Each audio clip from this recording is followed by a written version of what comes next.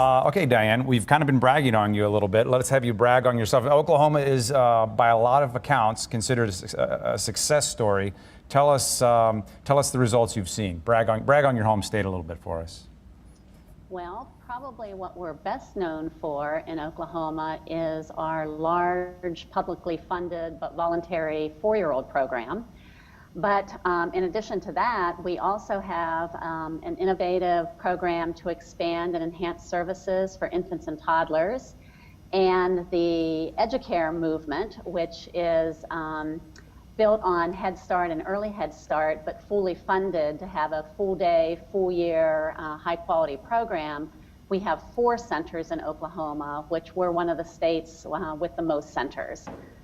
There's a center in Kansas City. Most states, the 21 across the country, most states only have 1, but in Oklahoma we have 4. And I would say those are the programs we're best known for. And just to be clear, are parents paying for these out of pocket? The EduCare centers? All of what you're talking about here, but what about the 4-year-olds? They are fully funded, is that correct? Yeah, the 4-year-old program is publicly funded. And we have very high rates of participation in that program, although it's voluntary.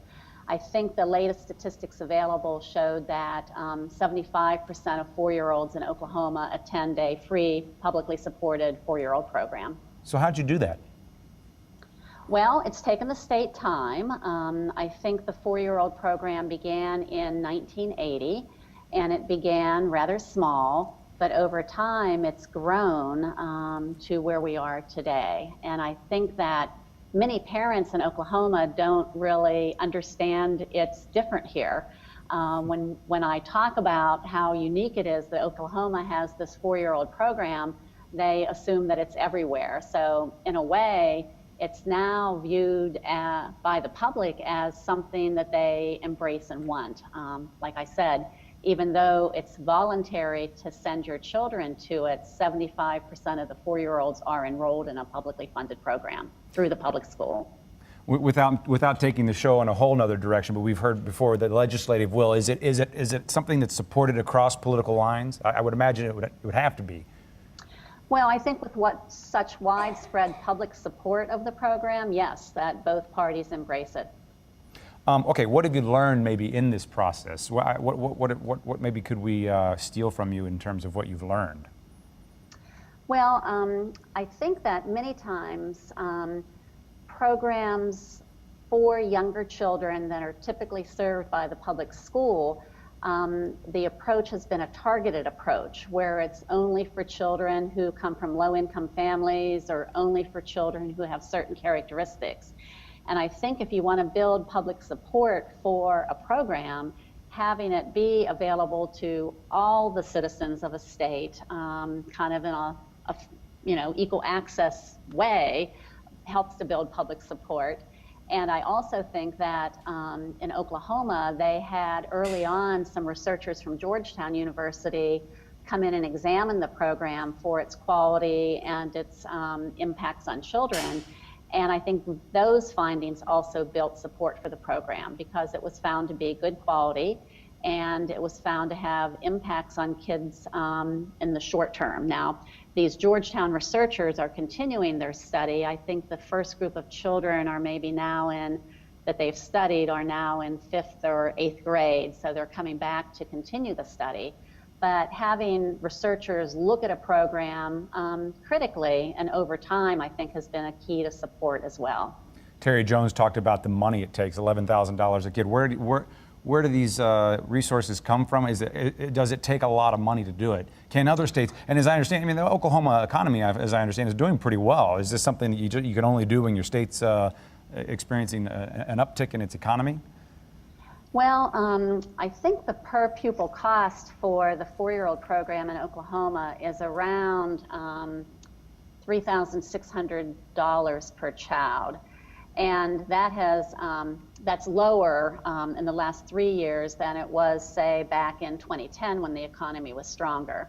So the economic downturn that has been, across our country has, the 4-year-old program has taken a little bit of a hit on that. But it still is funded at a level that allows the state to meet certain quality benchmarks, such as some of your earlier speakers were talking about the ratios. So, the 4-year-old program has bachelor degree teachers. It has attractive ratios generally so that the teacher can attend to the children in the classrooms. They try to keep the groups relatively small. So, certainly more funding would help support some other quality features in the program, but it seems to be, at least adequately funded for what they're trying to accomplish. And are the instructors, are the teachers highly specialized in this area, or are these teachers that have been trained to do elementary education or picking up the 4-year-olds as well? To work in the 4-year-old program in Oklahoma, you have to have the bachelor's degree and early childhood teacher certification. So the teachers have gone through a specialized program of preparation just for the age group of early childhood, which generally is thought to be birth through age 8.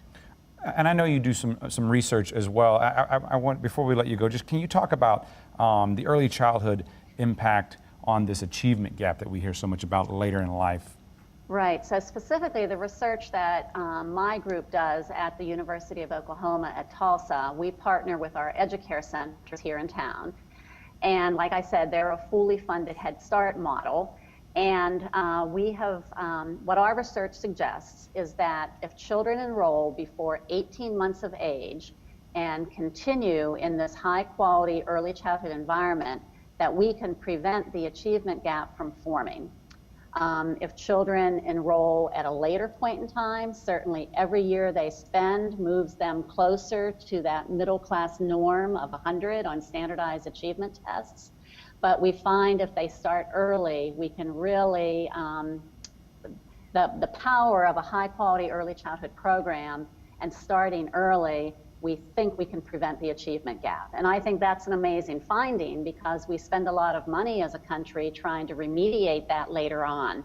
And in general, it would be better to prevent it from ever forming than to spend all the money later remediating it.